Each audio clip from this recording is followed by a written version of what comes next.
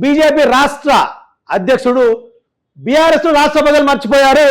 తెలంగాణలో ఆ పార్టీకి భవిష్యత్తు లేదు, రాష్ట్రంలో ఓటీపీ రాజకీయాలు చెల్లవు, కేసీఆర్ బయటకు రావడం అలాంటిదే, కాంగ్రెస్ కు ప్రత్యామ్నాయం మా పార్టీయే, బీజేపీ కార్యకర్తలు వేధించడానికి విద్వేషపూరిత ప్రసంగ బిల్లు, బీజేపీ రాష్ట్ర అధ్యక్షుడు రామచంద్రరావు అని మాట్లాడుతున్నారు.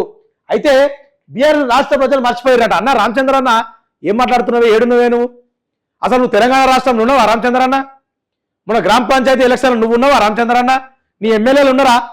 800 మంది ఎమ్మెల్యేలు, 800 మంది ఎంపీలు, 2 మినిస్టర్లు ఉన్నారా? ఎందుకన్నా సోయి చెప్పి మాట్లాడుతున్నావు అట్లా?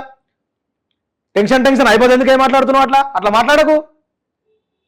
తెలంగాణలో బీఆర్ఎస్ రాష్ట్ర ప్రజలు మర్చిపోయిరా? గ్రామ పంచాయతీ ఎలక్షన్లలో బీఆర్ఎస్ పార్టీని, ఒక ప్రధాన ప్రతిపక్ష పార్టీని దాదాపు 35 నుంచి 40% గ్రామ పంచాయతీలో గెలిపించుకున్నారు తెలంగాణ ప్రజలు బీఆర్ఎస్ పార్టీని.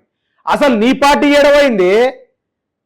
గది చెప్పరాదు. ఫస్ట్ 4000 పైచిలకు బీఆర్ఎస్ పార్టీ సాధిస్తే గ్రామ పంచాయతీలల్లా నీ పార్టీ ఏం సాధించిందన్నా? 600 చిల్లర గ్రామ పంచాయతీలా ఏం ముఖం పెట్టుకొని మాట్లాడుతున్నావు రామచంద్ర అన్న నువ్వు?